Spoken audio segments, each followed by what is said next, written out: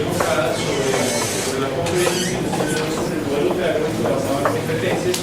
Entonces decía, es un libro que también ha escrito. Entonces, gracias por la asistencia, gracias por hacer la invitación a hablar de este caso.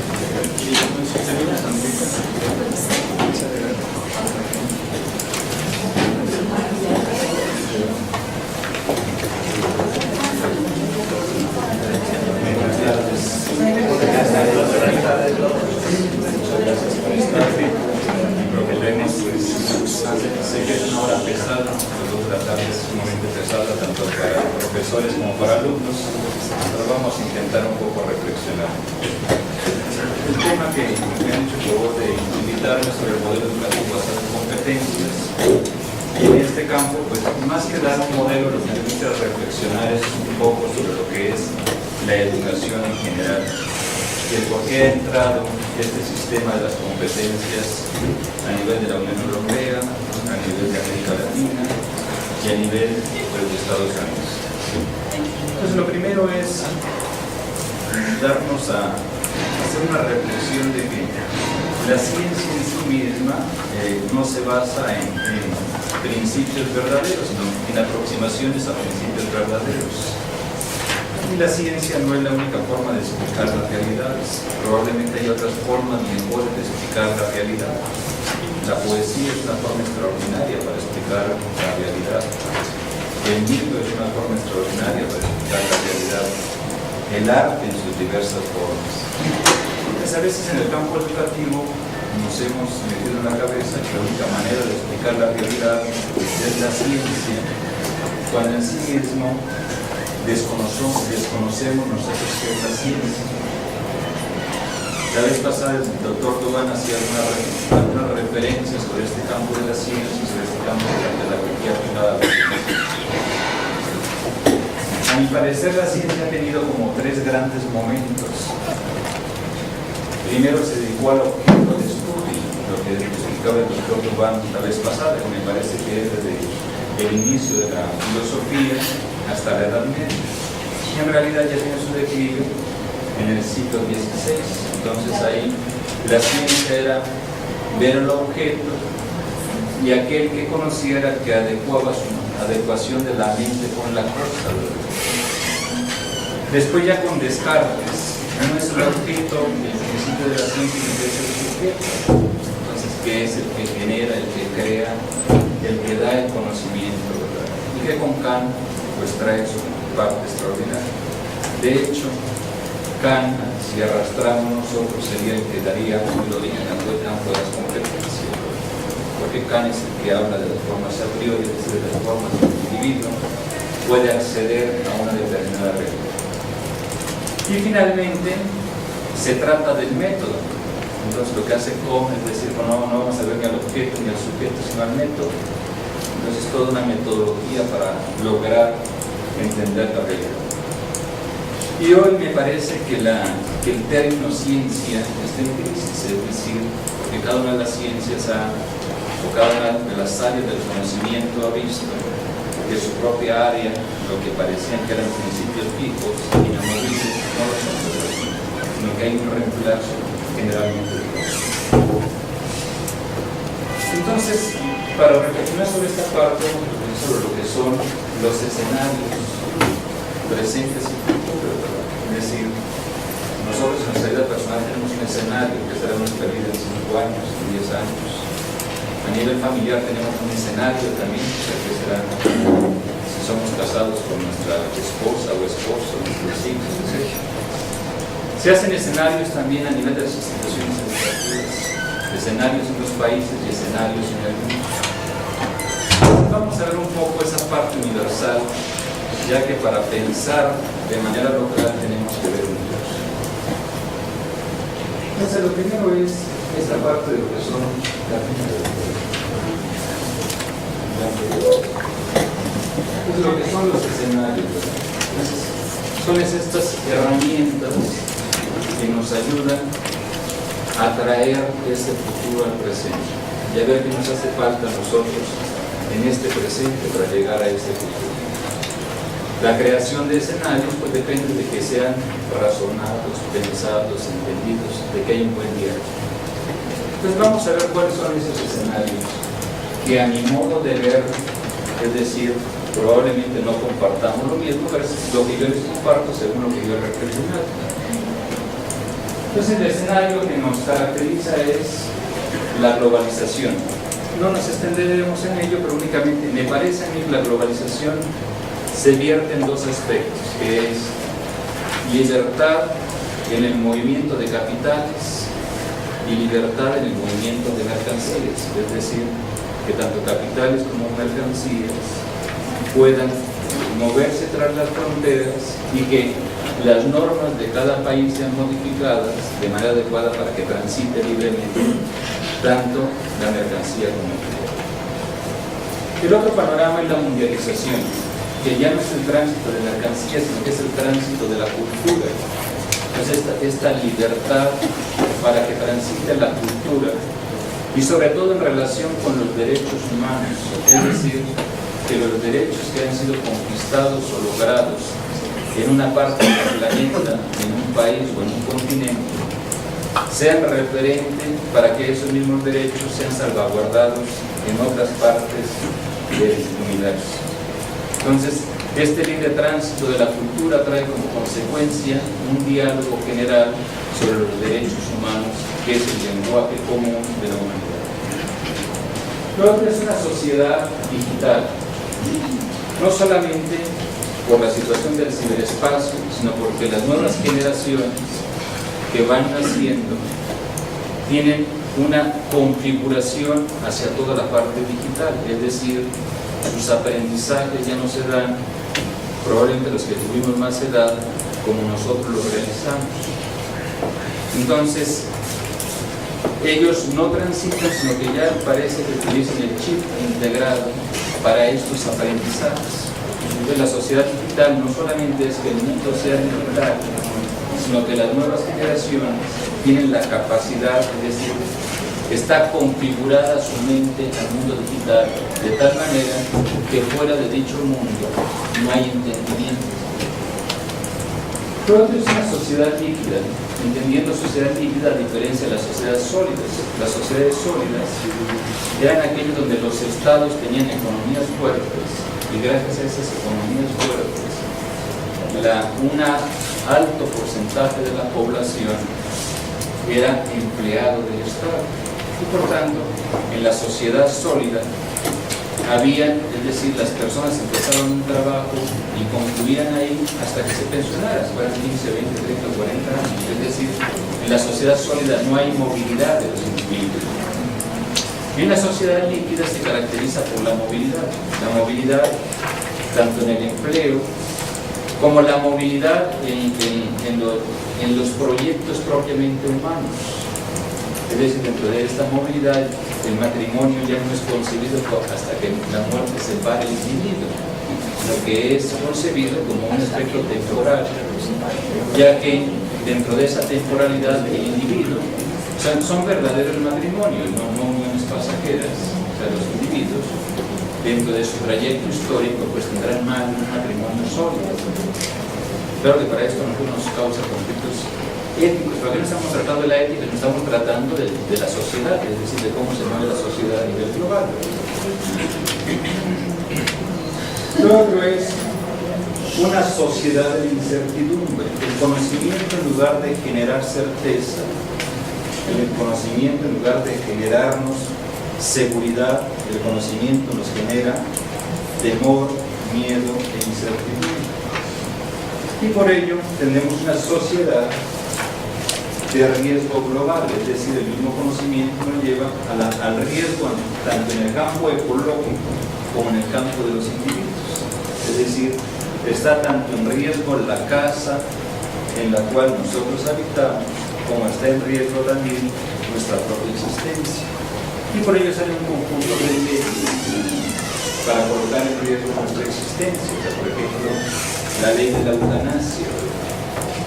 Entonces, está en riesgo, es decir, la existencia no es hasta que tú mueras, sino que se puede interrumpir la existencia, ¿verdad? por la ley del aborto u otras leyes que van, es decir, no en pro de la vida, sino que la vida puede ser interrumpida por diversas circunstancias. Eso sería, digamos, los escenarios en los cuales se tiene que mover la educación, los escenarios en los cuales nos movemos nosotros. Este escenario de globalización pues trae como consecuencia la privatización de todos los servicios del Estado, es decir, la privatización de educación, de salud, de medios de comunicación, etcétera, ¿verdad? Incluyendo, yo creo que en un futuro más lejano, el agua, ¿verdad? Con la privatización de la luz y todo esto pues ya se ha dado, pero hay países donde el agua ya es decir, no es del Estado, sino que son de empresas, incluyendo nuestro país vecino Bolivia.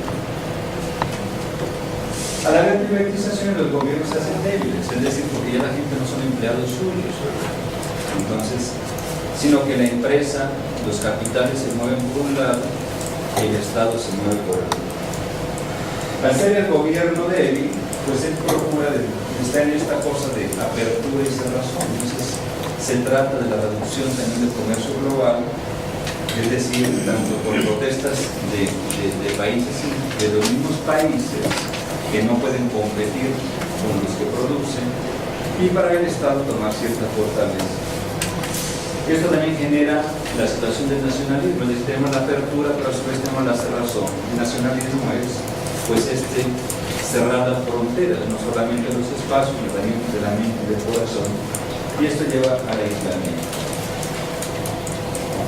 Dentro de ello, entonces, este aislamiento y este nacionalismo pues hace que los tiempos sean complejos en todos los ámbitos. Y en el ámbito de la educación todavía mucho más complejo. Como hemos visto, la privatización en el campo específico de la educación hace que hay un resurgimiento importante de la educación particular y que los recursos dados hacia la educación pública y las discusiones que se han venido dando sobre si la educación es un servicio de carácter público o es de interés público o si únicamente interesa la cuestión de los individuos que quieren acceder a él, pues sigue hoy en día en diálogo. Pero el interés, más bien vemos que es un interés de tipo de la privatización en estas áreas, movido por esta cosa de globalización, mundialización, todo esto que hemos visto. Y esto hace pues, que las escuelas que están en auge pues, tengan buenas matrículas. Entonces ya es una cuestión por eso, todas estas cosas de los pisos, acreditaciones, todos estos rollos que detrás llevan muchas cosas.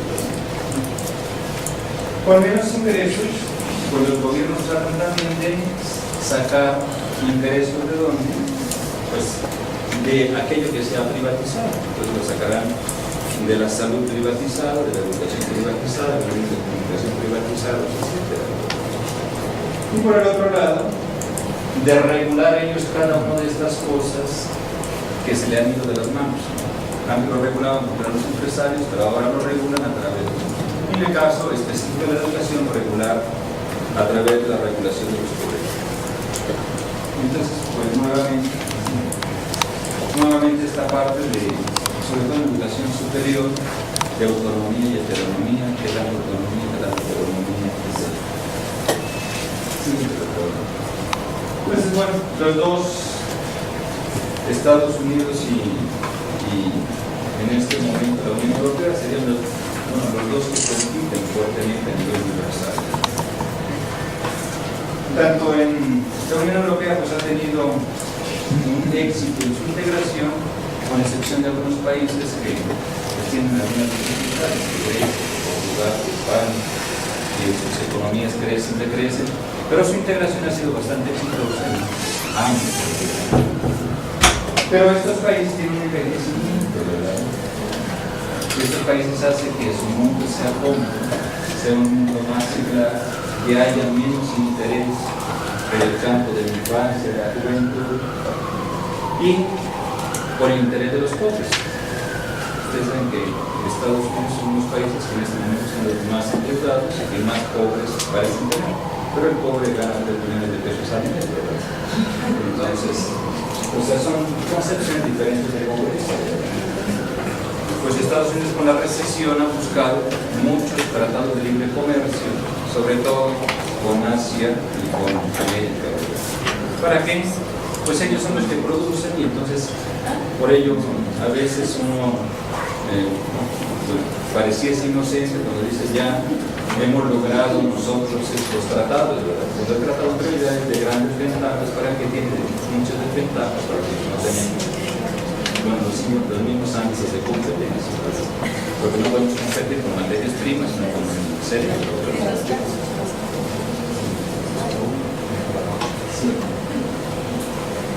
Pues América Latina con todo tiene un gran desarrollo económico. Estados Unidos, pues, a través de la cultura inalámbrica, hace que su cultura se extienda cada vez más en todos los ámbitos, desde las cosas populares, la música, todo lo demás, hasta sus formas de entender la ciencia, el conocimiento, etc.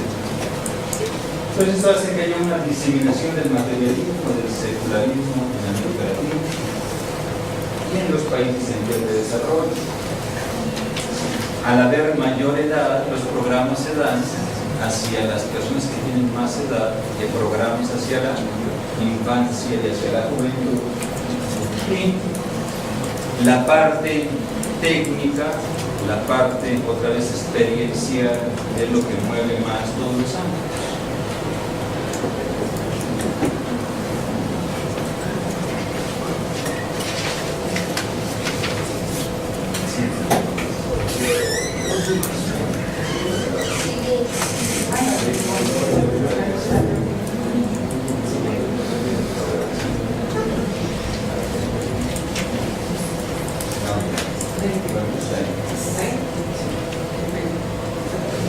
Muy bien. Este campo, pues hemos visto que el campo secular pues se incrementa. Hay un decremento de las religiones organizadas, del judaísmo, del islam, del cristianismo. Hay un resurgimiento enorme de nuevas religiones y sobre todo de religiones prehispánicas, de religiones naturalistas. De hecho, a nivel de América Latina, uno de los negocios más sólidos son las religiones. No las religiones organizadas, sino las religiones que surgen. Las organizadas van en decadencia.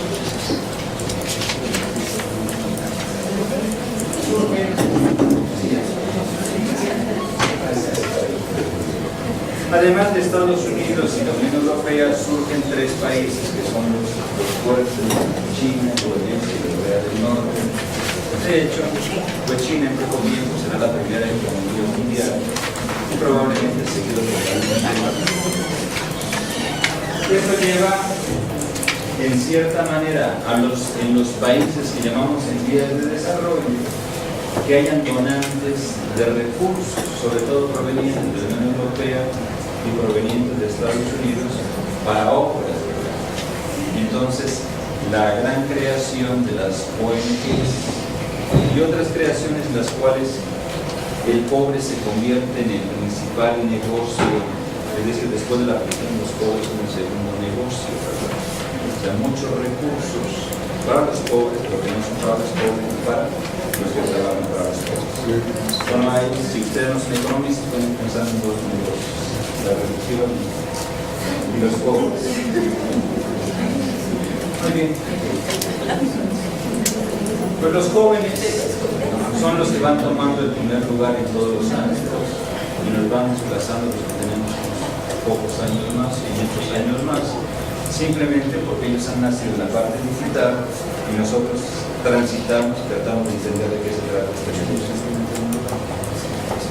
Muy bien. Esto hace que el nuevo opus, en cierta forma, la nueva sea la parte digital, es decir, por ello la educación poco a poco irá transitando de la educación presencial a la educación por medio de vías digitales.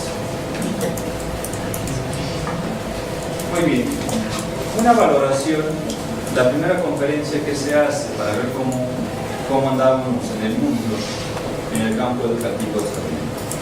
Haciendo una valoración de lo que sucedió en esta conferencia, en la cual se reunieron 120 países, ahí se hacen una serie de compromisos, que es expandir el desarrollo de la primera infancia, universalizar el acceso a la educación básica, reducir la tasa de analfabetismo, ampliar los servicios de educación básica y que haya efectividad entre educación, empleo, productividad y salud.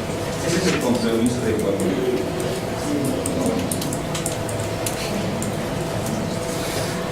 10 años después, en Dakar, se hace una valoración de los compromisos de Juan B.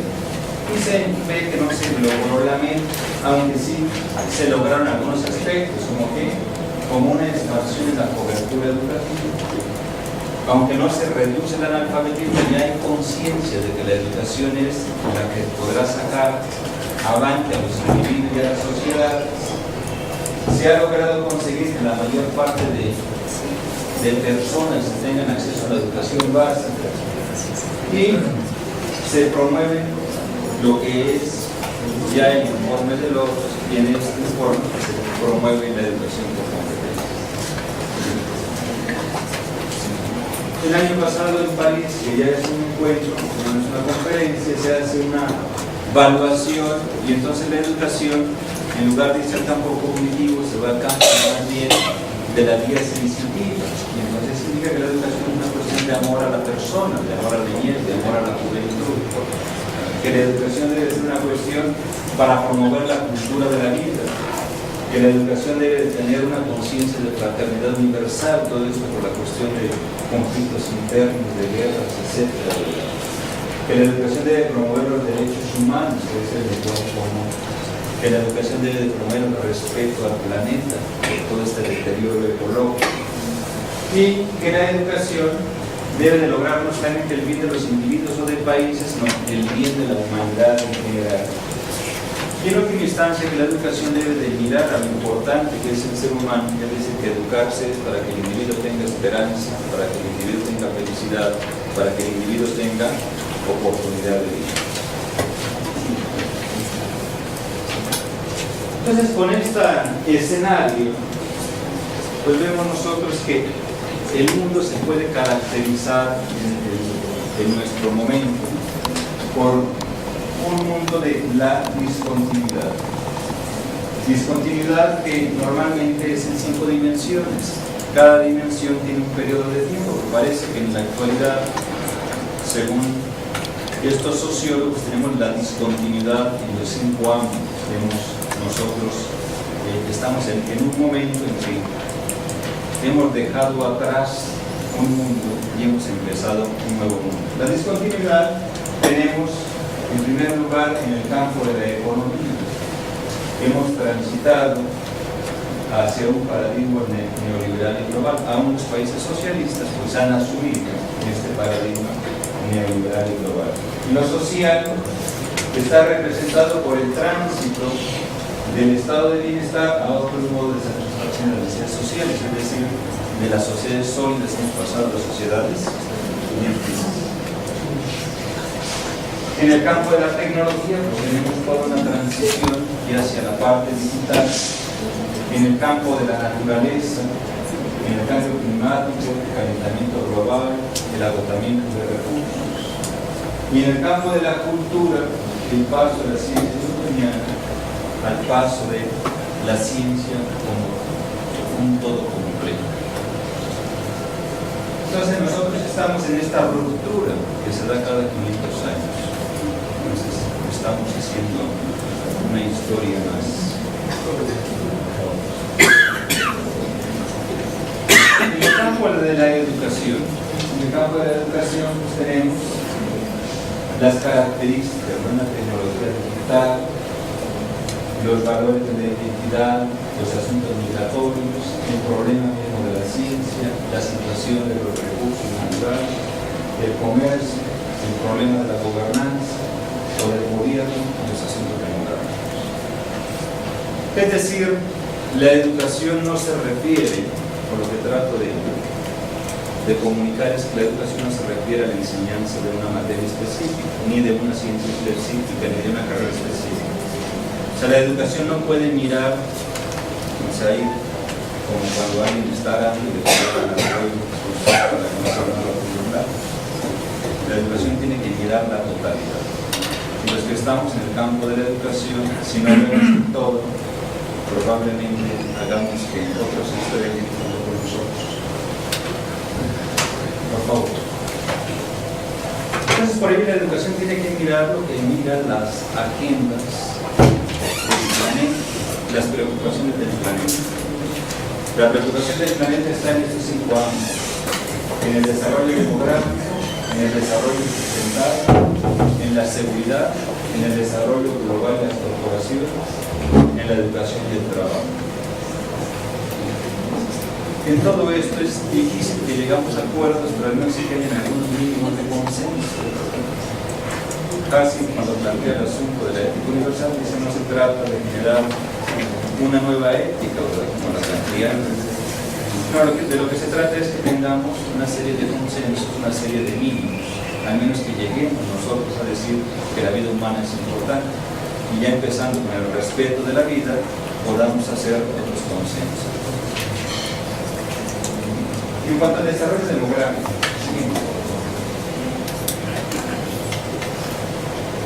tenemos pues problemas, como todos saben, de servicios de agua, de salud, de alimento, de la educación. Y tenemos el siguiente punto, el asunto de que la mayor parte del planeta vive en la pobreza. Lo otro es la tasa de crecimiento en los lugares de pobreza es mayor y la tasa de crecimiento en los lugares donde están los recursos es menor. De hecho, como ustedes ven, estamos prácticamente 6 a 1, ¿verdad? Donde hay los recursos aumenta 1, donde no hay los recursos aumentamos 6. Entonces esto hace que el balance complique las cosas. Muy bien. Pues la población, es decir, su incremento va en el número de los pobres, ¿verdad? Es decir, crecen los pobres y cada vez se generaliza más la pobreza que la abundancia de recursos. Era el discurso de la globalización y del capitalismo. Si llegara la copa todos tomaríamos, pero la copa parece que aún se tiene, esto no rebota realmente. Según esta parte del pronóstico, la población se va a estandarizar en el 2050, y se va a estandarizar en el 20 de habitantes. Los que aún tienen vidas en juventud pueden contribuir a este crecimiento.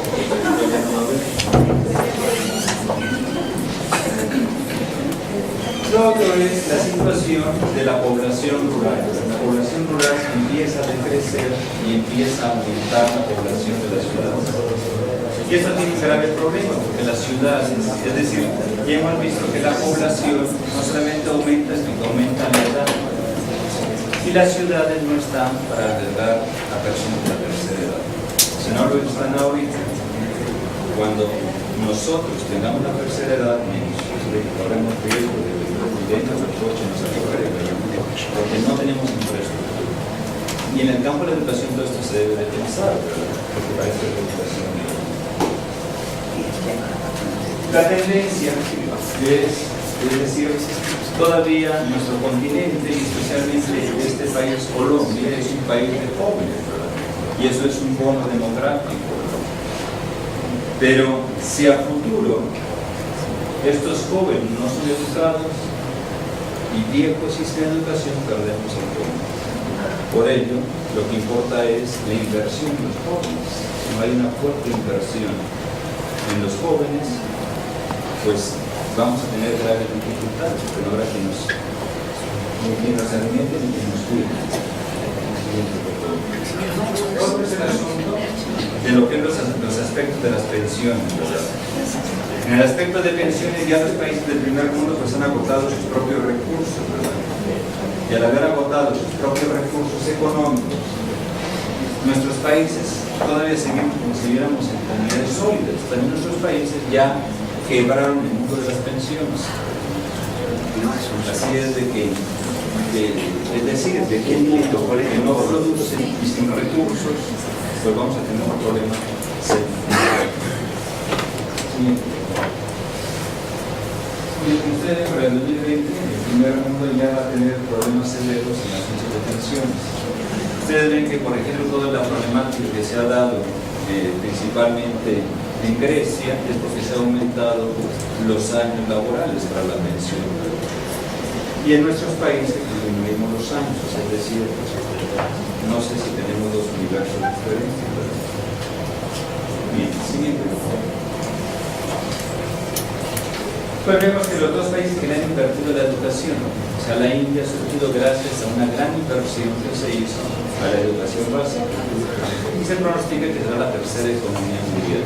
China, la inversión en educación, pues ha sido fuerte y se pronostica que será la primera economía mundial.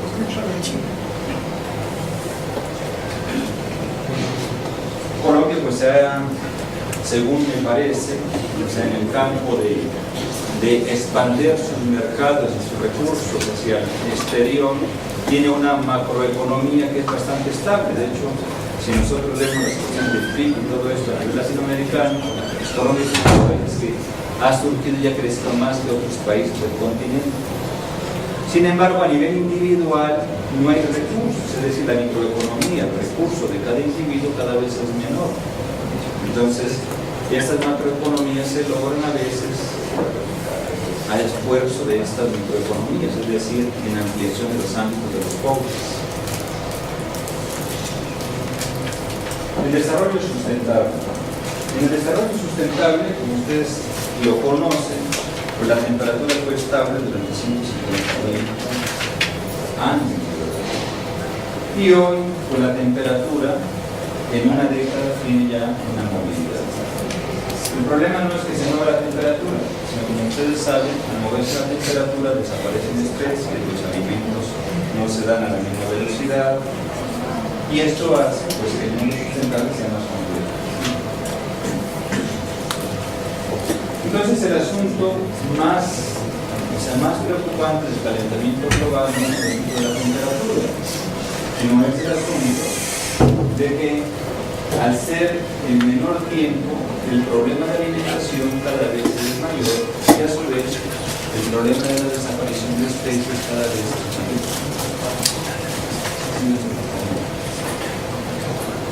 El problema más severo es el problema del agua. O sea, para cuando ya haya en el 2050, según estas personas, se prevén que las guerras ya no serán por los crudos o ya no serán por asuntos energéticos, sino por asuntos del agua.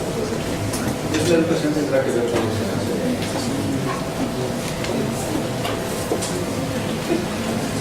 Muy bien, entonces dentro de este ámbito pues, tendremos que ver lo que es la oferta energética, ¿verdad? Los precios de los combustibles, la reducción de la degradación del medio ambiente, el aumento de empleos por energía producida, la promoción del desarrollo rural, la disminución del coste de la producción del sistema energético. Pasamos a seguridad. Entonces, el asunto de la seguridad tiene estos cuatro elementos. El tráfico de ilícitos, drogas, armas, personas, el lavado de los activos, la proliferación del armamento atómico, los conflictos locales y el terrorismo. Todo esto es educación, o sea, si todo esto no lo vemos en la escuela, o sea, desde preescolar, es decir, si no vemos nosotros ya la parte que hemos visto, la parte demográfica, la parte del desarrollo sustentable y ahora la parte de la seguridad, de nada sirve que estudiemos. De hecho, al concluir la Segunda Guerra Mundial, algunos de los profesores que hacen una reflexión sobre la pedagogía decían que el sistema educativo había fracasado, el sistema educativo como tal. Y si este sistema fracasó, no porque no hubiesen sacado personas expertas, técnicos, algunos médicos, algunos ingenieros, personas de gran conocimiento, sino porque esos ingenieros, esos médicos y esos otros eran los que los mataban, los que los llevaban a las cámaras de gas. Dicen, los responsables fuimos nosotros, que educamos generaciones para la automatización. Entonces, si la educación no mira todo esto, pues yo no sé qué mira la educación. Muy bien. Los costos de la violencia, como ustedes ven, pues son hasta el 15% del PIB. Eso significa que los costos de la violencia son superiores a lo que se invierte en educación y salud al mismo tiempo. Y los costos que se invierten en las fuerzas, en las cuestiones de seguridad, que en realidad son de inseguridad, es decir, son mayores, Y entonces, pues nuevamente esto es una reflexión, ¿verdad? Si a ustedes les parece que esto ayuda, entonces si no ayuda, pues seguimos en el área de muy bien. Y esto hace pues que haya una iniquidad, ¿verdad? Donde unos tienen oportunidades y otros no tienen oportunidades. Muy bien. El asunto de la violencia incluye redes sociales agotadas, aislamiento social, familias desintegradas, son sociedades o solidaridades sociales debilitadas, un Estado sin voluntad para establecer un sistema de protección social adecuado, el aumento del materialismo y la situación de que no sabemos en realidad qué es el valor y qué es la ética, en el campo no de la teoría, sino en el campo de la vida. Las amenazas a la democracia, o sea, todo esto hace que nuestros países tiendan de unir a las democracias. De por sí, la democracia no es un valor de América Latina. O sea, no es parte de su cultura. La democracia ha sido importada. Y si de por sí mismo no es un valor que lleva uno, es decir, arraigado en la propia sangre, pues está de unir, pero depende de la nada. ¿Y por qué es este? Porque la pobreza se amplía, ¿verdad? Porque el poder económico, es decir, está fragmentado solamente y porque hay una fragmentación de la sociedad civil. Porque no hay principios de inclusión, ¿verdad? Hay un escepticismo respecto a los que gobiernan, ¿verdad? Y no se cree en las cosas.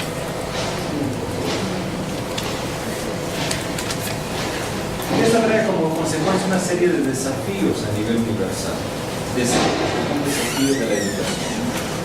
¿Cuál es el desafío? El desarrollo sostenible para todos. El suministrar agua potable para todos. El balancear el crecimiento de la población y los recursos. El promover el surgimiento de democracias auténticas. Y el fomentar diseñadores de políticas sensibles a las perspectivas globales de largo plazo. En lograr que la convergencia global de la tecnología y la información funcione para todos, el reducir la brecha entre ricos y pobres, el reducir la amenaza de nuevas enfermedades, el mejorar la capacidad para decidir en medida que cambie el carácter del trabajo y de las instituciones, el promover los valores compartidos, el cambiar la situación de las mujeres para ayudar a la mejora de la condición humana y detener la red del crimen, el satisfacer de manera segura y eficiente la demanda de energía, el acelerar los descubrimientos científicos y tecnológicos. Bueno, de esto se trata la educación, no de enseñar ni materias ni carreras, que es lo que me parece. Esto es lo que debe de tratar realmente la educación. Y en esto es lo que debemos estar quienes estamos metidos en el ámbito educativo. Muy bien, entonces con todo esto, no es que sea la panacea, se trata de resolver estas cosas. De hecho, las competencias no vienen detrás de un paradigma epistemológico, no tienen nada. Pero parece que esto nos va a ayudar a resolver la vida. Vamos a ver si nos ayuda a otra cosa que complica. Entonces, esto es lo que plantea la doctrina de verdad. Necesitamos formar personas que antes el desempeño estaría relacionado con la formación, bueno, el mal desempeño más bien está relacionado con una formación no adecuada, es decir, un desfase entre educación y trabajo. Los contenidos educacionales deben de concentrarse en el desarrollo de las capacidades de alto nivel tradicionalmente reservadas a una élite. El aprendizaje a lo largo de la vida necesita ser más específico. La extensión de los métodos de enseñanza lo hacen de los sistemas escolares. Entonces, para esto tenemos muchos caminos, ¿verdad?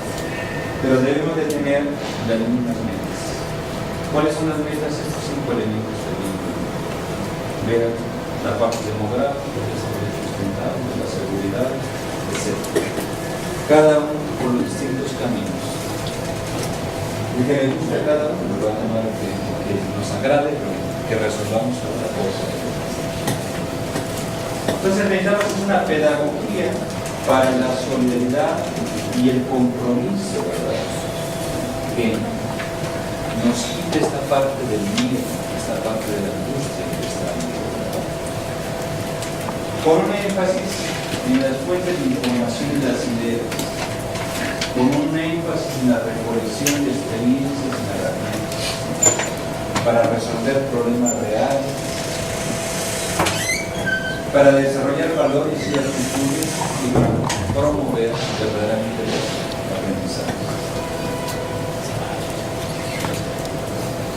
La sociedad en la que nos movemos tiene estas características, deben ser innovadores y creativos. Deben ser innovadores y creativos. Debemos de traspasar las fronteras. Debemos de ser flexibles y adaptarnos. Debemos de ser pensadores críticos. Debemos de resolver problemas, de aprender a aprender y de también manejar esos elementos de la tecnología. Esto como profesores y esto deben de ser los alumnos. Por ello, cuando nosotros hablamos de las competencias están basadas en los pilares allá del informe de las áreas. ¿Qué es el pilar? Pues el pilar es simplemente un conjunto de piedras que se apilan para sostener una construcción. Entonces, ese conjunto de piedras que se apilan para esa construcción, pues pueden haber pilares que realmente sostienen la construcción o pilares que son de adorno. Pues a veces los sistemas educativos de nuestros países probablemente son a veces más de ornato que de sostén, ¿verdad? Y entonces no tenemos en realidad planes nacionales, sino planes gubernamentales, y es un problema latinoamericano, cosa que ya superó en buena medida la Unión Europea, ¿verdad?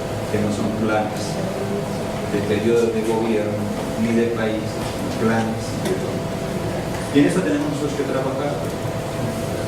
Si somos sectarios, al final pues las sectas desaparecen. Entonces, ¿cuál es el piso nuestro en concreto que hemos trasladado los pilares de los países de la OCDE y de la Unión Europea a nosotros, pero con diferentes pisos? El piso donde se sostienen nuestros pilares es una población que solamente el 14% tiene recursos y el 86% no tiene recursos. De los 125 personas no empresas tienen el 50% de todos los recursos. Y por tanto, necesitamos mejores sistemas de distribución. ¿Cómo vamos a lograr esto?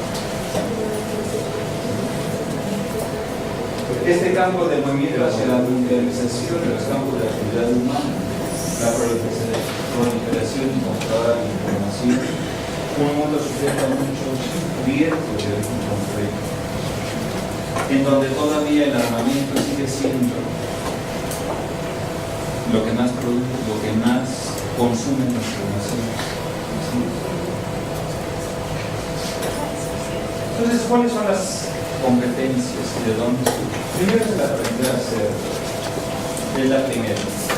¿Por qué? Porque necesitamos resolver el asunto del pobre. Si todo el mundo, es decir, si el 86% es de pobres, tenemos que reflexionar sobre el humanismo. Pero para reflexionar sobre el humanismo primero tenemos que comer, y para comer tenemos que tener cosas prácticas. Entonces tenemos que, es decir, una de las primeras competencias que se busca es el de hacer. Luego el de aprender a aprender. ¿Por qué? Pues porque la ciencia ya hemos visto que los nuevos conocimientos desplazan o reemplazan los anteriores. Y porque una verdad es tal hasta que es reemplazada por otro que resuelve mejor aquel problema, ¿verdad? Las otras son el aprender a ser, ¿verdad? Porque ya hemos visto toda esta problemática, ¿verdad?, de la seguridad. Si no podemos nosotros ser personas que realmente estemos sustentadas en un valor, que estemos sustentadas de igual manera en un sentido de la existencia, pues la cosa no funciona mucho. Y finalmente el aprender a convivir. Si no convivimos, eso está bien. Entonces la educación en última instancia tiene que mirar hacia lo que dice esta frase de las Naciones Unidas en todos los idiomas, lenguas y dialectos. La educación tiene que mirar hacia el corazón humano, en donde se gestan las verdaderas guerras, ¿verdad? Primero se gestan enemigos, se llevan, y ahí salen hacia los otros. Entonces tendremos que educar al hombre, ¿verdad? O sea, las competencias van a la educación del corazón del individuo para que pueda tener estas 4 competencias. Estos son los paradigmas educativos. Como ustedes ven, muestra el paradigma de las competencias, porque no tiene atrás un sustento epistemológico. Sin embargo, es la que parece que nos va a resolver los problemas. No es lo que dice, es que sea cierto. Entonces tenemos el paradigma conductista, el cual ustedes ya conocen, el paradigma cognitivo, el paradigma mecanístico y el paradigma positivista. Muy bien, acorde a esos paradigmas, pues hay, es decir, una relación de cómo el hombre se acerca al conocimiento y al aprendizaje.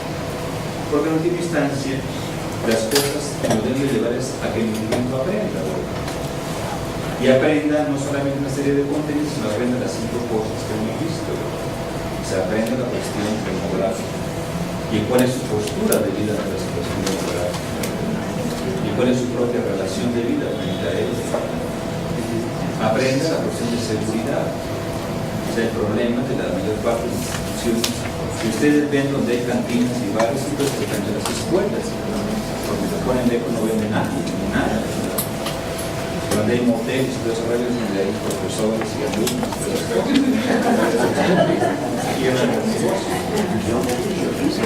decir, la educación tiene que ver con eso. No se trata de más veces. Me parece.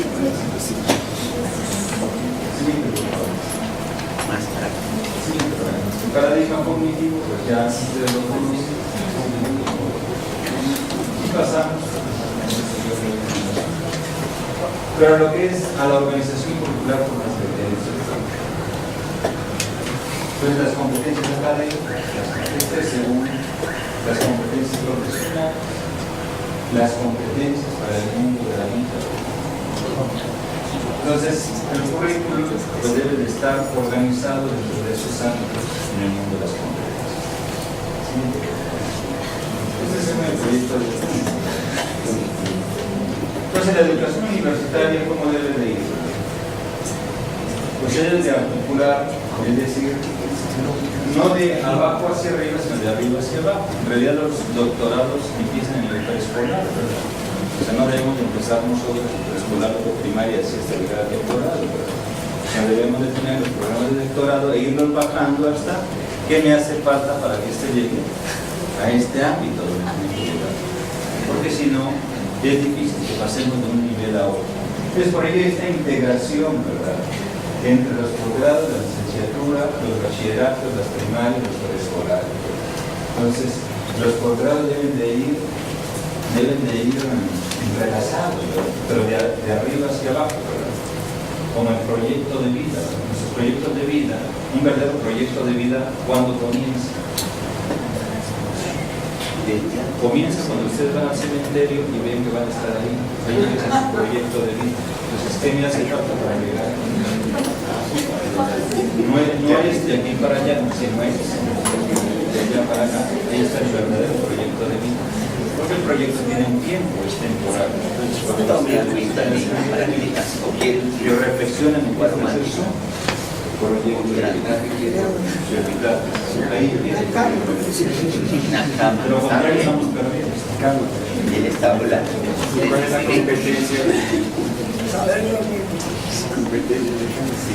Muy bien. Entonces, las competencias es un conjunto de saberes, ¿verdad? En el hacer, en el saber y en el convivir.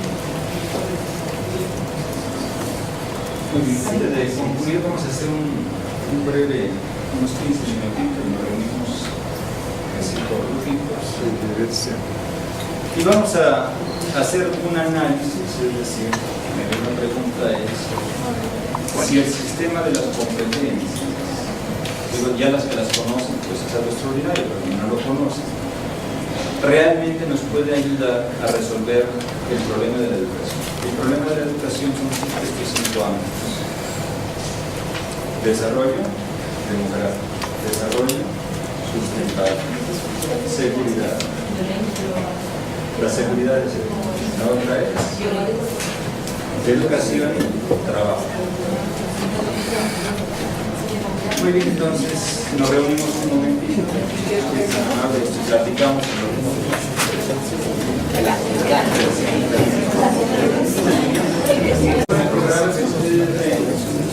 Desde los primeros deben haber líneas de investigación, es decir, el profesor de primaria debe tener líneas de investigación, el profesor de bachillerato, el profesor de universidad, y el alumno ya debe estar integrado a estos círculos de investigación. Es decir, debemos de hacer una modificación, ¿verdad? Es decir, la competencia trata de que de una cultura en la cual, bueno, en cierta forma era de transmisión, que nunca lo ha sido realmente así, sea una cultura en la cual todos aprendamos lo que nos investigamos. Pero ¿qué hace? Que el de primaria se integra en investigación en secundaria, de secundaria en bachillerato, de bachillerato en universidad, de pregrado en posgrado, es decir, el de abajo está siendo jalado por el de arriba. ¿Para qué? Para ver qué te hace falta para llegar a los doctorados. Entonces, en este ámbito es que está planteado el proyecto todo el proyecto de la carrera. Entonces, habíamos visto que entre la competencia este conjunto de saberes, ¿no? Tanto el hacer como el ser, como el convivir, como convivir. Entonces vamos a reducir a una sola palabra en qué consisten las competencias. O sea, todo un conjunto, pero si trabajamos solamente en una sola cosa, es decir, si nosotros en el ser lográramos nosotros que sea el respeto al individuo, respeto a la persona, respeto a las instituciones, respeto a las leyes, respeto a las naciones, respeto a la vida. Es decir, si la competencia del ser lográramos introyectar en la vida del alumno y en la vida del maestro el respeto, me parece que todas las demás que van conjuntas al ser lo lograremos. Si en el conocer significa la interioridad, es decir, cómo interiorizo, es algo que se llama la metacognición, ¿verdad? Es decir, cómo logro realizar mis propios procesos de conocimiento y logro la interiorización y he llegado a la competencia de conocer. Si en el hacer, es decir, genero la creatividad, es decir, una nueva forma de ser, de ver, de visionar las cosas, pues hemos logrado ya la competencia de hacer. Y si en el añadir puntos logramos la solidaridad en este ámbito, entonces ya digamos que las competencias estarían, es decir, habrán ganado un espacio dentro de la sociedad. De lo contrario, son cosas que más bien son cargas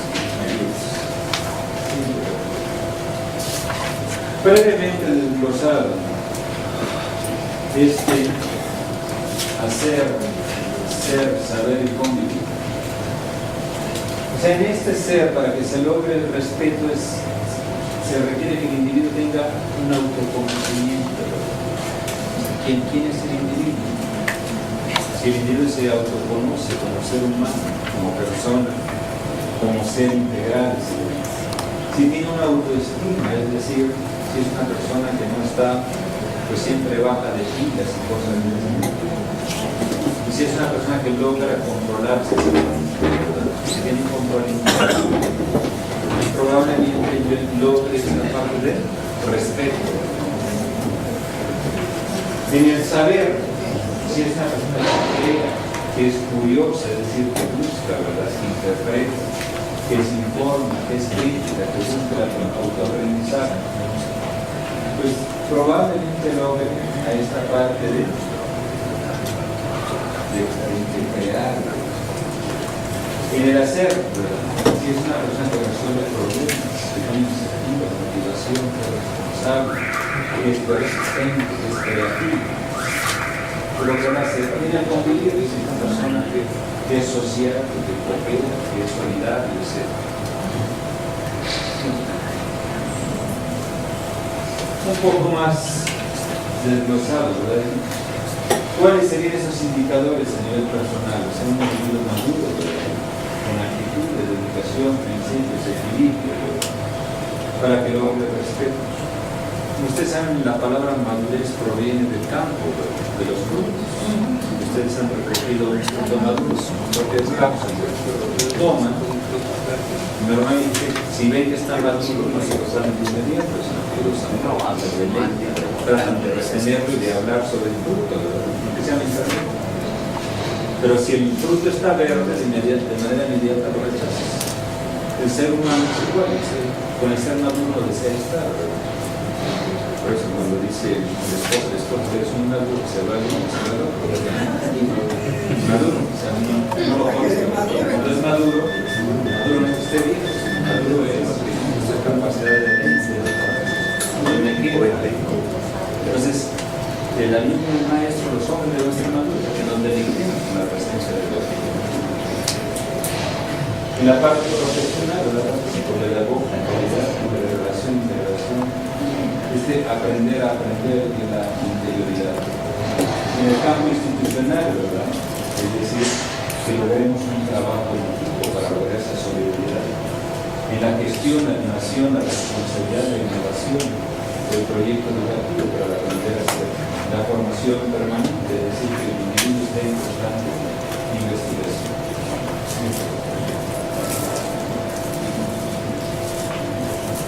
Entonces, en esta parte nuevamente del ser, ¿verdad?, o sea, que se tenga esta identidad, empezando por la identidad de la propia sexualidad, ¿verdad?, o sea, varón, mujer. Hoy en día pues tenemos muchos géneros, ¿verdad?, y es algo complejo, ¿verdad?, que también tendrá que buscar la propia identidad dentro del propio género. Pero al menos buscar esta identidad étnica, esta identidad de generación, esta identidad profesional, de identidad política, nacional, religiosa, es decir, el saber quiénes somos en este autoconocimiento nos llevará a lograr la parte del ser. Y la parte del convivir, ¿verdad?, es decir, el integrarme a la propia familia, el integrarme al trabajo, el integrarme a mi país, el integrarme a mi colegio, a la universidad, el integrarme a la humanidad. En la parte ética, ¿verdad?, seguir las leyes, las costumbres, las reglas. En la parte cultural, es decir, esta identificación.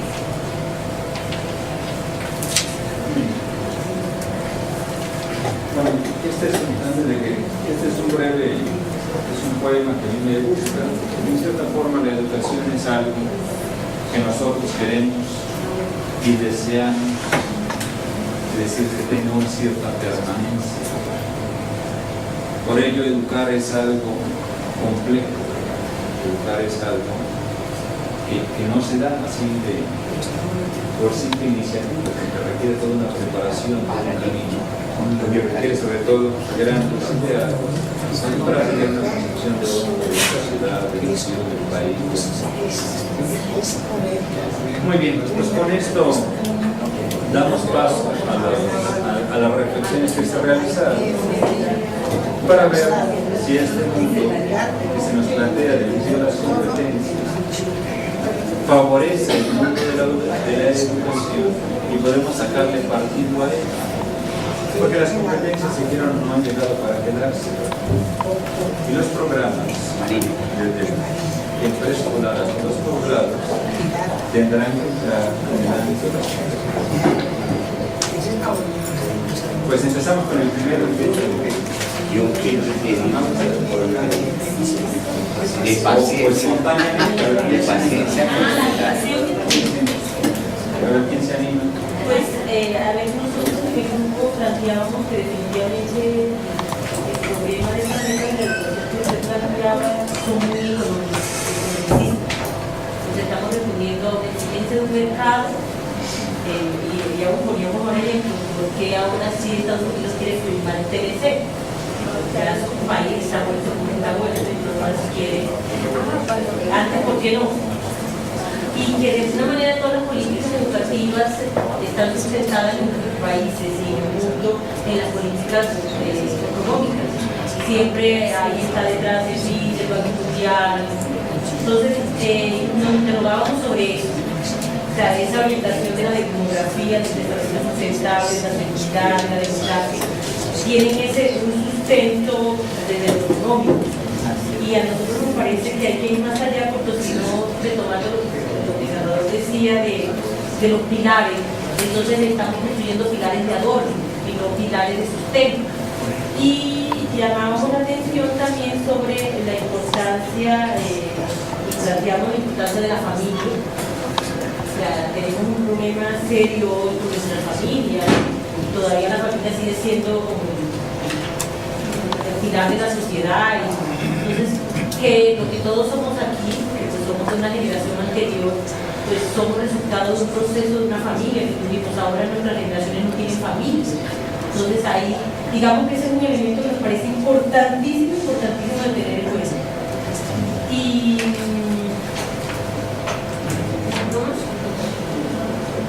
sí, o sea, para nosotros la discusión es el rol del orden económico, que detrás de esto, además porque retomamos lo que Salvador planteaba de que los gobiernos establecen las condiciones. Entonces, no construimos una educación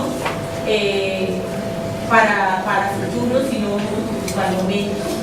Y nos afectó mucho lo que usted planteó de que dónde está la respuesta que tiene que dar la educación a esa sociedad que estamos construyendo. O sea, ¿qué dice la educación frente a lo que hicimos con los judíos? ¿Qué dice la educación frente a lo que está pasando en Colombia con las BAPRI, con las paramilitares, con las guerrillas? O sea, ¿dónde está la responsabilidad que tiene la educación frente a esas situaciones que nos están acabando como seres humanos? Entonces, y poníamos el ejemplo, si vieron anoche el noticiero, la alcaldesa de Bogotá está haciendo una encuesta en todo el distrito con sus empleados, con los empleados del distrito, sobre los horarios de trabajo. Pero detrás de esa encuesta, y para después decidir cuáles serían, para que nos organicemos por horario, con empleados del distrito. Pero detrás de eso no es que una mamá vaya a compartir con su hijo. Detrás de eso está simplemente la Secretaría de Movilidad, que como aquí esto es un caos, toca entonces para que la gente salga un grupo a las 3, otro a las 4 y nos evitemos el caos. Pero detrás de esa política no está que esta mamá, que bueno que esté con su hijo y lo acompañe en sus tareas, le dé calidad de vida. No, es la política movilidad. Entonces, es el ejemplo claro que detrás de eso siempre está un interés que no va por el ser. Gracias. Aquí lo importante, digo, dentro de todo esto que es la población, que la educación no puede ser algo que se trata a nivel local. Es decir, la educación siempre tendrá que, aunque piense de manera local, debe ser un tratado global, un proyecto universal. Entonces yo creo que el gran proyecto, al menos de la Unión Europea, del proyecto TUN, es que el campo de las competencias se aplica a todo un continente con la finalidad de homologar grados académicos, con la finalidad de homologar salario, de homologar de trabajo, de lograr el libre tránsito. Es decir, está planteado no para un grupo, sino que está planteado para todo un universo. El problema es que estos países, las competencias están planteadas para pequeños grupos, pero no hemos resuelto el problema de la integración latinoamericana, el problema de la integración entre América Latina y Norteamérica, o América Latina y Europa. ¿Por qué? Porque nuestro proyecto, a pesar de que viene de otro lado, es un proyecto que se localiza, ¿verdad?, de lo que no tiene relaciones jurídicas con los demás, es decir, la zona franca. Y ahí tendríamos que trabajar. Gracias, maestro. Otro grupo, por favor, por acá, si están amables.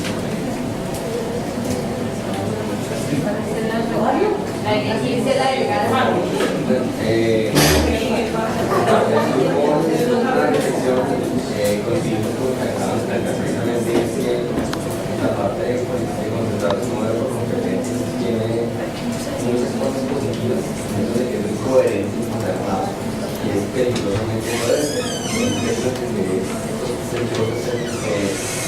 Porque pueden limitar un poco las capacidades y el límite de desarrollo de la persona.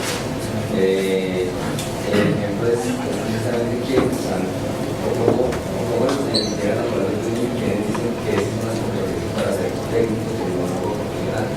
Pueden existir nosotros y que por ceñirnos a eso descuidemos y al final de la historia en términos de 10, 15, 20 años de hacer modelos que no funcionó, nos damos cuenta que ese no era el camino. Y creo que seguirlo tan digamos, de lleno, nos traería quizás también un poco de peligro frente a eso, porque nuestra cultura es muy diferente a la europea y tomar un modelo a veces es algo peligroso.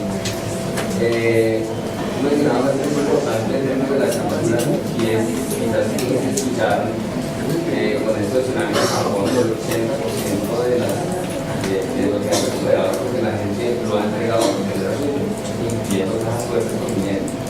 Y ese dinero lo han podido retornar a las personas que desconocían y que tienen que dar su cuenta. Eso es algo que si no existe, digamos, en la cultura y la formación en valores de la familia y todo ese tipo de cosas, en un país como nuestro, seguramente eso no se va a dar.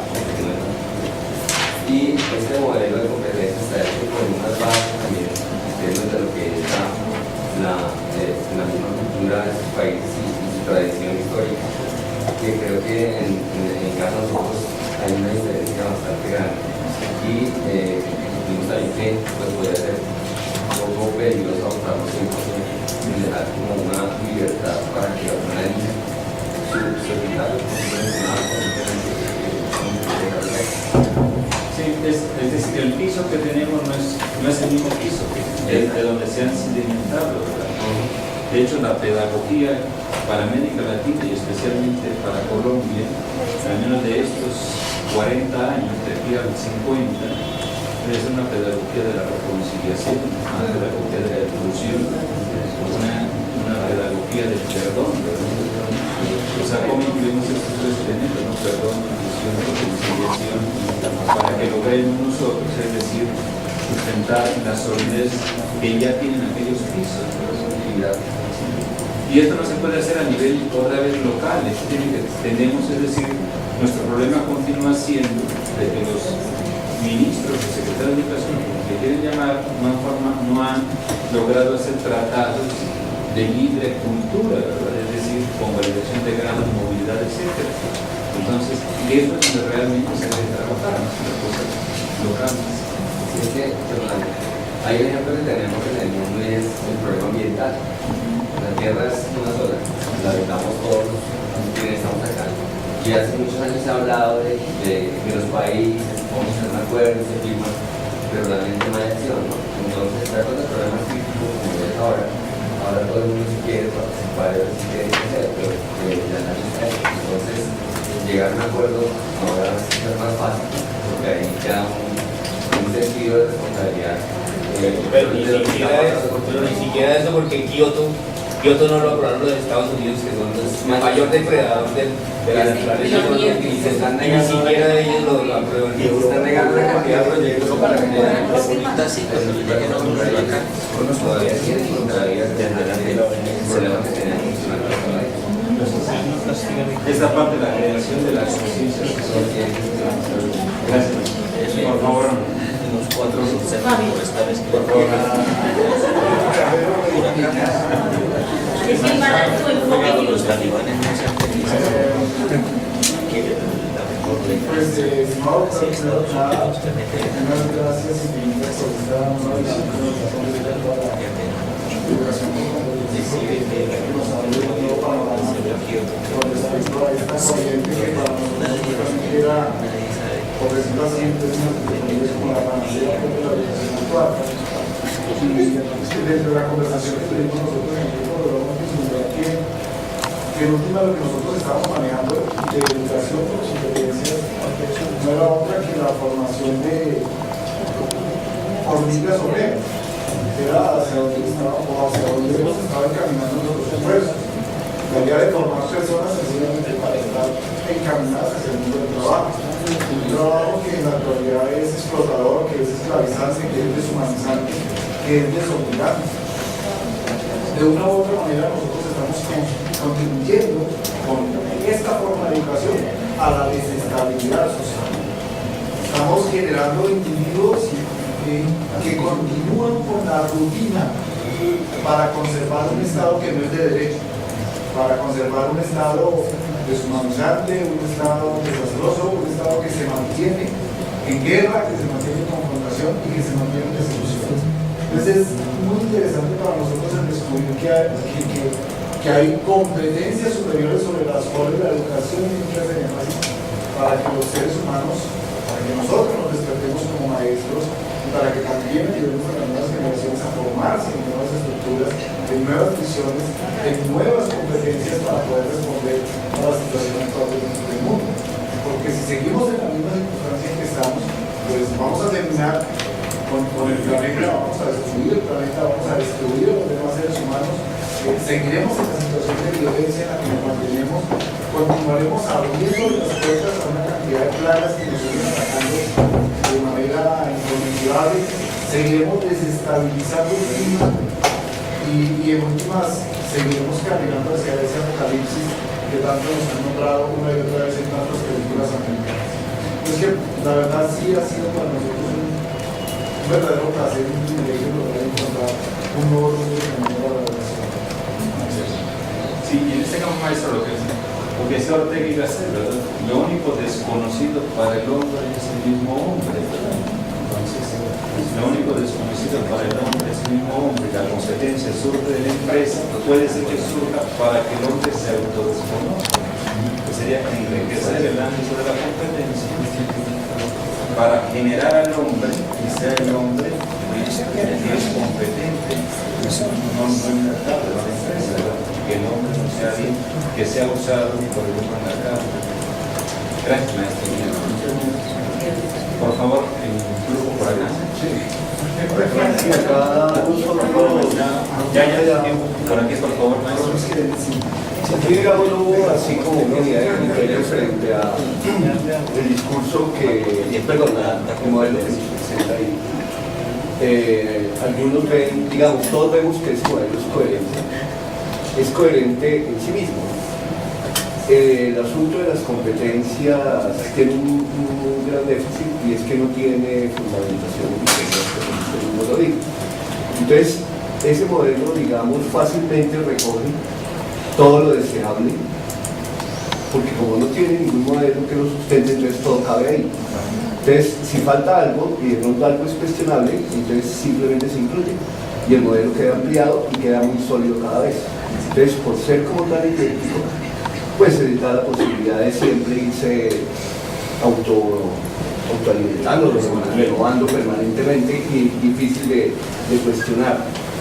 Generalmente uno decía el modelo de competencias nace como de la lingüística y está en el precisamente pensado desde Chomsky y toda la carrera que uno conoce en la lingüística, pero ya cuando se amplía todo el horizonte, pues ya ahí hay una cantidad de dificultades para trabajar. En especial, pues el modelo está hecho, parece, por ese 14% y no por el 86%. Entonces, como está hecho por ese 14%, la idea es pues que ese 14% más bien cada vez sea más pequeño y que ese 86% cada vez sea más grande y que ese 86% incluso esté convencido de que están bien, de que estamos muy bien, de de que estamos por el desarrollo sustentable, por la seguridad, pero igual como lo decía de pronto algún grupo anterior, en un Estado que, por ejemplo en Colombia, un Estado que no respeta nada, ¿cómo nosotros como docentes vamos a formar a nuestros estudiantes en el respeto cuando hay una contradicción? Cuando es un Estado que desaparece, un Estado que violenta, un Estado permanentemente que está corrupto. Entonces es como difícil que uno también desde la escuela estaremos haciendo lo de siempre, estaremos metiéndonos en un mundo que no es el verdadero, ¿no? Que no es el correspondiente. Entonces, otro aspecto que nos parece complicado es que el conocimiento aparentemente se diluye. El conocimiento allá de pronto tiene un pedacito en el saber, pero parece un saber tener capacidades para resolver problemas y otras situaciones, pero el conocimiento como tal, que fue como la esencia de la escuela, porque realmente las escuelas se hicieron fue para educar en conocimientos y no mirar como la historia de la educación. Entonces aquí el conocimiento queda como diluido. Entonces la idea sería, pareciera, que pudiéramos formar a todos los educadores para que cumplieran toda la misma función, que es aplicar estos cinco aspectos de la agenda, y de pronto entonces ya no habría necesidad de que habláramos de matemáticas, de filosofía, sino que volviéramos a la gente, a los estudiantes, nos volviéramos más capaces de resolver problemas como determinados, pero sin ahondar en problemas de conocimiento. Entonces habría una educación, parece que habría una educación para el 14% que sí se preocuparían por los desarrollos del conocimiento y todo lo que viene a futuro, y había una para el 86% que es más bien una sociedad que va a consumir, que va a una sociedad que no se va a preguntar, que no va a tener pues como creatividad, es decir, ¿cómo habría creatividad donde no hay conocimiento? Esa es la otra pregunta, ¿cierto? O innovación donde no hay conocimiento. Entonces, y para llegar a esos estados de conocimiento se necesita pues estudiar a fondo el saber y las disciplinas. Entonces ahí uno ve como un bache completo. Y pues algunos otros compañeros del grupo también pensaban que sí se podría encontrar como horizontes de sentido en el discurso y todo esto, pero pues ahí no hubo mucha... Yo creo que tendríamos que trabajar mucho en el piso, ¿verdad? El piso es demasiado movedizo, escurridizo y no sostiene el pilar, ¿verdad? Al menos para este 85% que nos invitaron. Gracias, maestro. Por favor, el grupo de por ahí. Sí, algún grupo por ahí. Por favor. Bueno, nosotros en el grupo seguimos, nos unimos a lo que expresaban allá, cuando hablamos de la crítica social que hace, por ejemplo, Marcuse, acerca de cómo el sistema es capaz de atrapar incluso las críticas que se le hacen y revertirlas. Nosotros veíamos esa misma situación como en las competencias, ¿no? Un discurso en el cual, pues en el fondo todo cabe, y a la final cuando uno pregunta qué son competencias, cada uno desde lo que se ubique puede decir y tiene una definición clarísima de lo que son las competencias. Es más, si uno le pregunta, sabe más específicamente qué son las competencias. Cuando uno le pregunta ya las competencias, pues empiezan a tener como ciertas dudas de sobre desde dónde las voy a plantear y qué voy a presentar. Para nosotros siguen teniendo un sabor ciertamente como monetario, ¿no? El ser competente. Entonces la pregunta ahí es ¿ser competente en qué?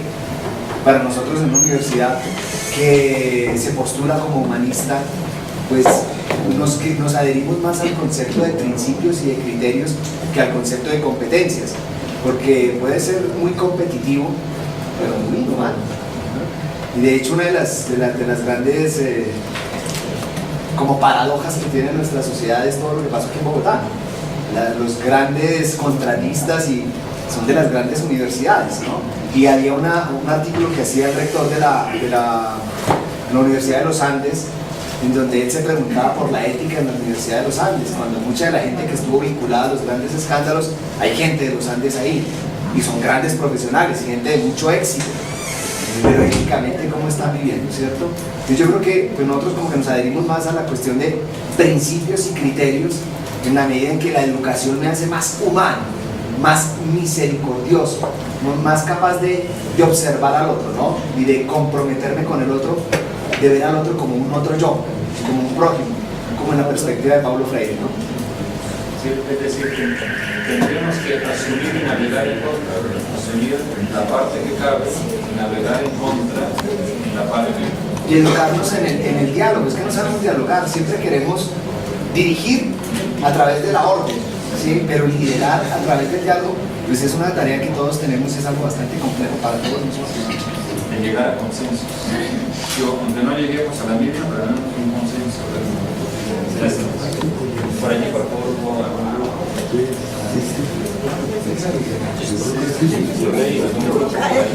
Por favor. Doctor, como tres cositas nada más. La primera, que aquí hemos visto en su trabajo, en su exposición, una magnífica visión holística de los diversos contextos en que puede plantearse el tema de las competencias.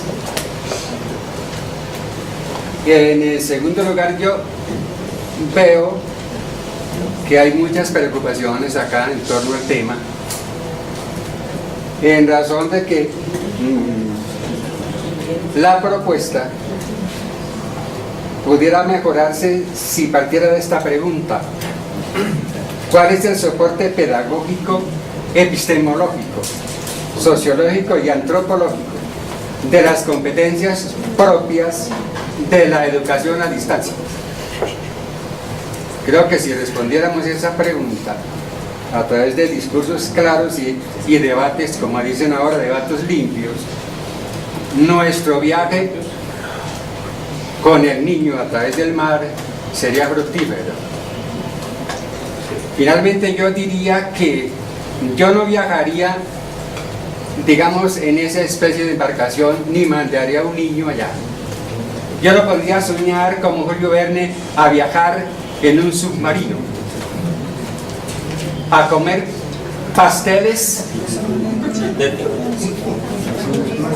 de todos los sabores, a ver el panorama del mundo desde el fondo del mar, y que ese niño, cuando sea adulto, surja a proponer nuevas formas de políticas educativas para Colombia y el mundo, pero desde allá, desde el fondo, no desde la superficie. Quería decir.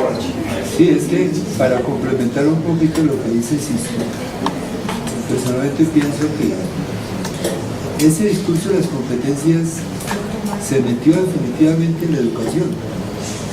Es como esas modas, como esos virus, yo lo llamo así, que nacen, crecen, se reproducen, pero no desaparecen, sino que quedan ahí. De cuando en vez aparecen camuflados, más fuertes o más débiles, pero aparecen.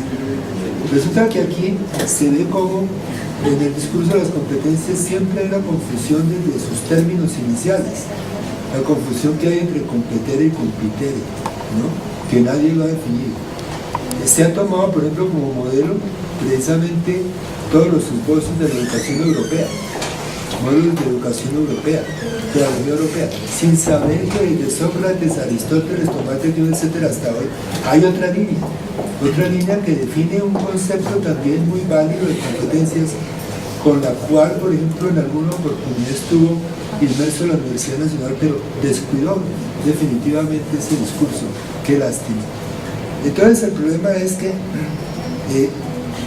es un término o ese discurso o esa moda de las competencias es un discurso que no es inocente, sino que eso conlleva consigo toda una visión del hombre, visión de la educación, incluso visión de la política, etc. A mi modo de ver, buscar las competencias para definir la calidad del conocimiento me parece una contradicción, porque no podemos sustentar la totalidad del conocimiento por la parcialidad que puede concebir un currículum, y eso es lo que se nos ha presentado, y eso me parece gravísimo. En tercer lugar, veo que el discurso de las competencias, aún entre los maestros y aún en la pedagogía, en las facultades de educación, no es un término preciso, es ambiguo, es homófono, decir, dicen a veces que nació con la lingüística, y no, ya en el siglo pasado la psicología final ya venía trabajando el concepto de competencias, entonces se lanzó como una medida. Pienso que también hablar de las competencias debería buscarse, así como se buscó en la Ley General de Educación, un fundamento ontológico que no lo tenía, pero que después de haberse lanzado se dio. Eso mismo pasa con las competencias. Es necesario pensarlo, ese fundamento ontológico. Y pienso personalmente que sí existe y se le puede dar. Y está por la otra línea de la competencia, que no sea la competencia puramente laboral. Porque es que el aprender a hacer, el aprender a convivir, aprender todas las competencias que muchas veces se plantean, están confundiéndose con destrezas, con habilidades, con pericias, incluso con valores. Y yo pienso que no, la competencia tiene su campo específico, claro, y hay que trabajarlo urgentemente en la pedagogía. Yo creo que en este ámbito, o sea, afortunadamente,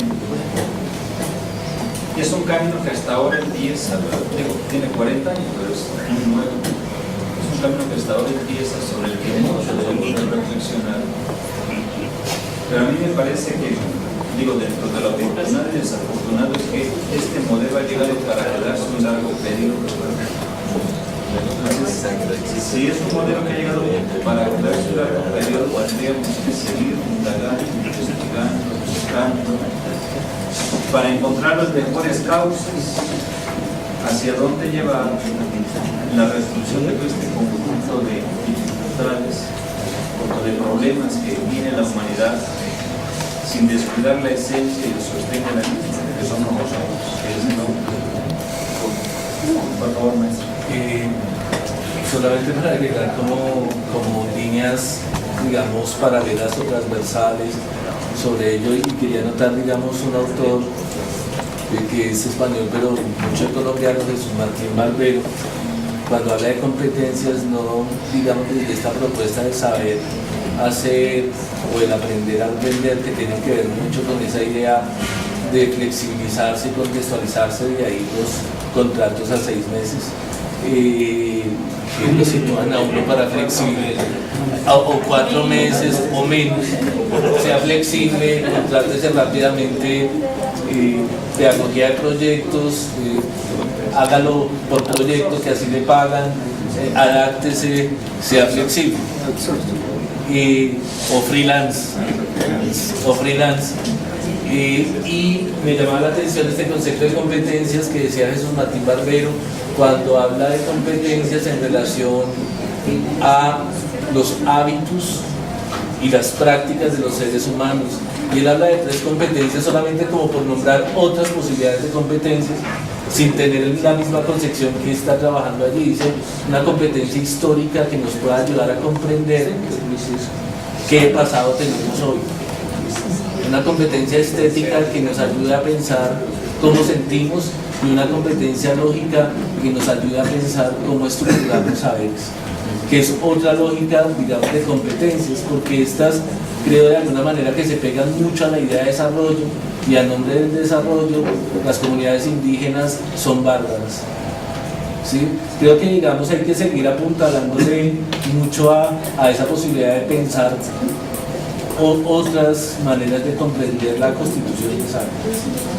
Muchísimas gracias. Yo en esta parte, de hecho, muchos autores afortunadamente han dicho que estas no están dentro de los ámbitos de las competencias, pero deben de ser competencias, teniendo en cuenta el ámbito histórico, el ámbito estético. Entonces, afortunadamente muchos han reaccionado, han dado nuevas luces, han dado nuevos caminos, y nosotros tendremos que hacer lo propio, sabiendo que es algo que ha llegado para quedarse, pues tendremos que darle camino para que no nos encuentre.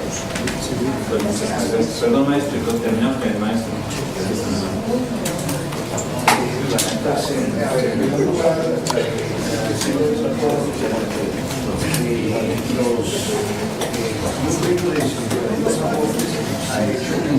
En cuanto al conocimiento en torno a esa problemática de las competencias en educación. Un aporte siguiente. Yo, escuchando pues la reflexión de Jacques Delors sobre los 4 pilares de la educación para el siglo XXI, o la educación hacia el futuro, en la cual reflexión él recurre pues a la imagen de los pilares de un edificio. Estaba yo recordando que Descartes comparó a la filosofía también con un árbol, es decir, él concibe la filosofía bajo la imagen arbórea, en la cual las raíces de la filosofía son la metafísica, o sea, la reflexión sobre los fundamentos, sobre los principios, que en el caso de un edificio pues son sus bases, son sus pilares. El tronco del árbol de la filosofía, según Descartes, en una carta que él escribía a su amigo Picot, pensaba él que es la filosofía de la naturaleza, la física, la reflexión sobre la realidad corpórea, la realidad natural. Y que las ramas de ese árbol serían pues 3 grandes ramas, ese follaje pues del árbol de la filosofía, sería la moral, la mecánica y la medicina. En el siglo XX, Heidegger retomó esa carta para una conferencia que él llamó Introducción a la pregunta que es metafísica, retorno a sus fundamentos, y eso es más o menos el título. Entonces él se hacía la pregunta de en qué piso hundían las raíces de la filosofía ya, digamos, en el siglo XX. Entonces, ya pasando al tema pues, de las competencias, volvemos especialmente sobre la competencia del ser. Es decir, se trata de fundamentos sólidos, consistentes, de raíces, digamos, de esa imagen del árbol, porque en el caso de Kant, él también recurre a la imagen del árbol en cuanto a su concepción de la pedagogía y de la educación. Y que más tarde pues se va a decir que el árbol que no se puede enderezar a tiempo ya no se puede, digamos, hacer que crezca derecho, etc. En todo caso, de esas 4 competencias, creo que la competencia fundante, la competencia alrededor de las cuales las demás deben integrarse, es la competencia de una formación en fundamentos y en principios, o sea, primero formar al hombre como persona, como ser humano, con todo lo que ello implica, y después ahí sí formarlo en competencias profesionales, en competencias técnicas y todo lo demás. Ese era como el aporte que quería hacer, porque si me puse a pensar la imagen del edificio con la imagen del árbol. Gracias. Muchas gracias.